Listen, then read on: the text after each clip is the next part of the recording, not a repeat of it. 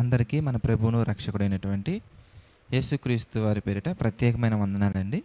నిర్గమాకాండము 1వ అధ్యాయము 13వ వచనం. నిర్గమాకాండం 1వ అధ్యాయము 13వ వచనం మనం చూద్దాం. ఇశ్రాయేలీయుల చేత ఐగుప్తీయులు కఠినముగా సేవ చేయించుకొనిరి. వారు ఇశ్రాయేలీయుల చేత చేయించుకున్న ప్రతి పనియు కఠినముగా ఉండెను. వారు జిగటమంటి పనిలోను, ఇటుకల పనిలోను, పొలములో చేయు ప్రతి పనిలోనూ కఠిన సేవ చేయించి వారి ప్రాణములను విసిగించిరి. ఇక్కడ దేవుని పిల్లలుగా ఉన్నటువంటి ఇశ్రాయేలీయుల యొక్క పరిస్థితి ఎలా మారిపోయింది అని మనం చూస్తే, వీరి యొక్క ప్రాణాలు కూడా విసిగిపోయేంత కష్టాలలో ఉన్నారు.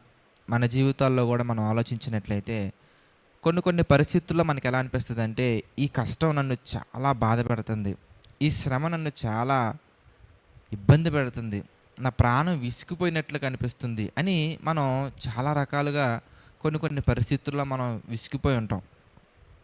అప్పుడు మన మాటలు కానీ, మన పదాలు కానీ, మన ఆలోచనలు కానీ నిట్టూర్పుతో కూడినట్టుగా ఉంటాయి.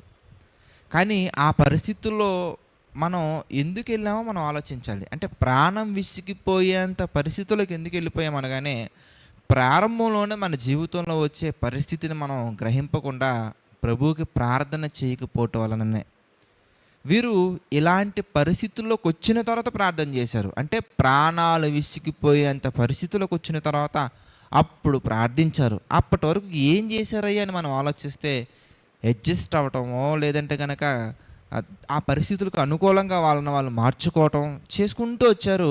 వాళ్ళు ఇంకా ఇబ్బంది పెట్టడం స్టార్ట్ చేశారు. ఎంత కష్టపెట్టారయ్యా అంటే ప్రాణాలు విసిగిపోయేంత కష్టపెట్టారు. అలాంటి పరిస్థితుల్లో వారు చేసినటువంటి ప్రార్థన ఎలా ఉందో ఒకసారి మనం చూసినట్లయితే కనుక 2వ అధ్యాయం మనం చూద్దాం. నిర్గమాకాండము 2వ అధ్యాయం మనం చూస్తే 23వ వచనం నుంచి మనం చూద్దాం. నిర్గమాకాండము 2వ అధ్యాయము 23 నుంచి మనం చూస్తే, అలాగున అనేక దినములు జరిగిన మీదట ఐగుప్తు రాజు చనిపోయెను.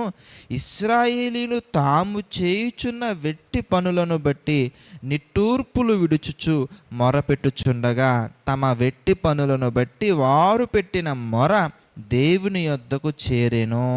అంటే అప్పటి వరకు ఏం చేశారయ్యా అంటే, ప్రార్థన విషయంలో వారు ఆలస్యంగా ఉన్నట్టుగా మనకు కనబడుతుంది.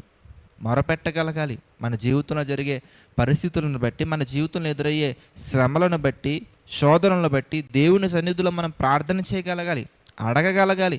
అడిగినప్పుడు తప్పకుండా దేవుడు ఆ మొరను వినటం అనేది జరుగుతుంది. అయితే దేవుడు మన మొరను ఆలకించి మన జీవితాలలో ఊరట కలిగించిన తర్వాత మనం ఏ విధంగా ఉండాలో కూడా మరొక మాటలో మనకి దేవుడు తెలియజేస్తూ ఉన్నారు. ఆ మాట కూడా మనం ఒకసారి గమనించగలిగినట్లయితే కనుక ద్వితీయోపదేశకాండము 6వ అధ్యాయం మనం చూద్దాం. ద్వితీయోపదేశకాండము 6వ అధ్యాయం మనం చూస్తే 24వ వచనంలో, ఎల్లప్పుడూ మనకు మేలు కలగాలంటే, అంటే ఎప్పుడూ ఇలాంటి ప్రాణం విసిగిపోయే పరిస్థితుల్లో ఉండకుండా మనం మేలు కలిగే స్థితిలో ఉండాలంటే 6వ అధ్యాయము ద్వితీయోపదేశకాండము 6వ అధ్యాయము 24వ వచనం కనుక మనం చూస్తే, మనకు నిత్యము మేలు కలుగుటకై దేవుడు నేటి వలె మనలను బ్రతికించున్నట్లు మన దేవుడైనటువంటి యెహోవా అని చక్కగా మాట్లాడుతూ, మన దేవుడైనటువంటి యెహోవాకు భయపడి ఈ కట్టడలన్నిటినీ గైకొనవలనని మనకు ఆజ్ఞాపించెను.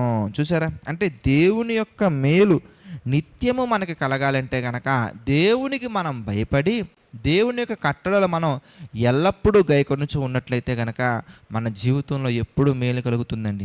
ఎప్పుడైతే ఆయన కట్టడల విషయంలో, ఆయన ఆజ్ఞల విషయంలో, ఆయన మాటల విషయంలో మనం అతిక్రమించి మనం వెళ్ళిపోతామో, ఆయన ఆలోచనకు వ్యతిరేకంగా మనం వెళ్ళిపోతామో, అప్పుడే మనలో ఉన్నటువంటి ఆ మలినం బయటికి వెళ్ళే విధంగా, మనలో ఉన్నటువంటి ఆ మలినాన్ని తీసుకునేటానికి ఒక అవకాశం కింద దేవుడిచ్చే ఆ శ్రమలలో మనం ఆయన్ని అడగగలగాలి, ప్రార్థించగలగాలి. అయ్యా, నాలో మీకు వ్యతిరేకంగా ఉన్నటువంటి క్రియలను దయచేసి తొలగించయ్యా, వాటిని గ్రహించుటకు మంచి గ్రహింపును నాకు దయచేయి ప్రభువా అని ఎప్పుడు కూడా మనం దేవుని సన్నిధిలో మనం ఆ విధంగా ప్రార్థించినట్లయితే, మన కష్టాల నిమిత్తం ఆయన సన్నిధిలో మనం మొరపెట్టినట్లయితే దేవుడు తప్పకుండా మనకు ఊరటనిస్తారు. ఊరట మాత్రమే కాదు, నిత్యము మేలు కలిగే ఒక చక్కటి విషయాన్ని కూడా దేవుడు మనకి ఈరోజు తెలియజేశారు కనుక మన లైఫ్లో, మన కుటుంబంలో, మన పరిస్థితుల్లో ఎప్పుడు నిత్యము మేలు కలగాలంటే కనుక మనం నెంబర్ 1 ఆయనకి భయపడాలి.